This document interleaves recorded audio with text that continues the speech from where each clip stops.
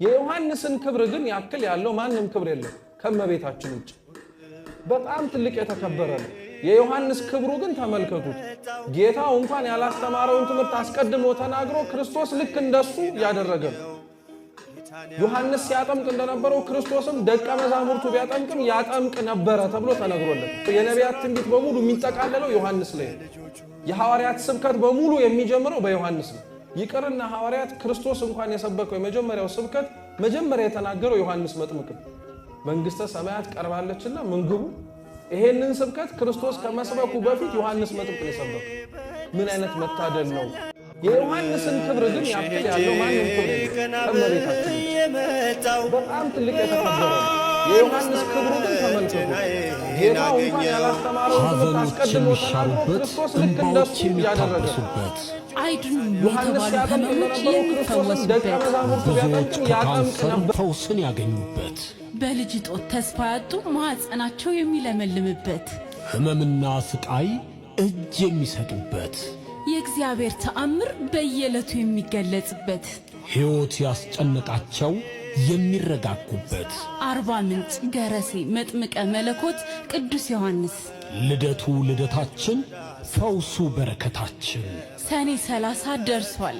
ዓመታዊ ክብሩ ይነግሳል። ሕንፃ ቤተ ክርስቲያኑ ግንባታው ወደ ላቀ ምዕራፍ ተሸጋግሯል። ሁላችሁም በቤተ ክርስቲያን ፍቅር ተጠርታችኋል።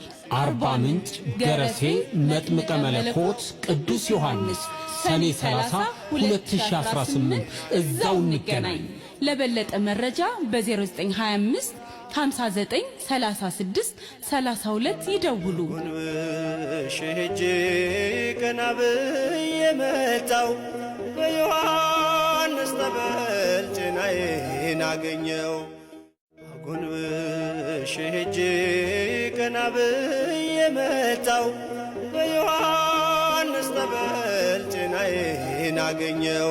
ሐዘኖች የሚሻሩበት፣ እንባዎች የሚታበሱበት፣ አይድኑም የተባሉ ህመሞች የሚፈወሱበት፣ ብዙዎች ከካንሰር ፈውስን ያገኙበት፣ በልጅ ጦት ተስፋ ያጡ ማዕፀናቸው የሚለመልምበት፣ ህመምና ስቃይ እጅ የሚሰጡበት፣ የእግዚአብሔር ተአምር በየዕለቱ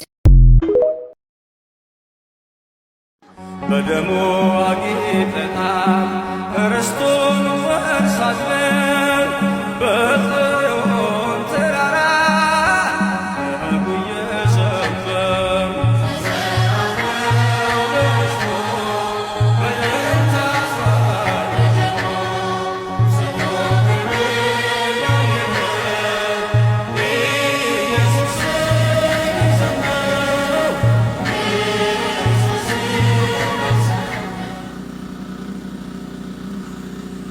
የዮሐንስን ክብር ግን ያክል ያለው ማንም ክብር የለም ከመቤታችን ውጭ።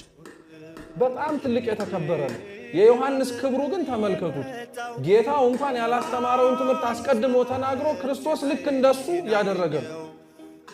ዮሐንስ ሲያጠምቅ እንደነበረው ክርስቶስም ደቀ መዛሙርቱ ቢያጠምቅም ያጠምቅ ነበረ ተብሎ ተነግሮለት። የነቢያት ትንቢት በሙሉ የሚጠቃለለው ዮሐንስ ላይ ነው። የሐዋርያት ስብከት በሙሉ የሚጀምረው በዮሐንስ ነው። ይቅርና ሐዋርያት ክርስቶስ እንኳን የሰበከው የመጀመሪያው ስብከት መጀመሪያ የተናገረው ዮሐንስ መጥምቅ ነው። መንግስተ ሰማያት ቀርባለችና ምን ግቡ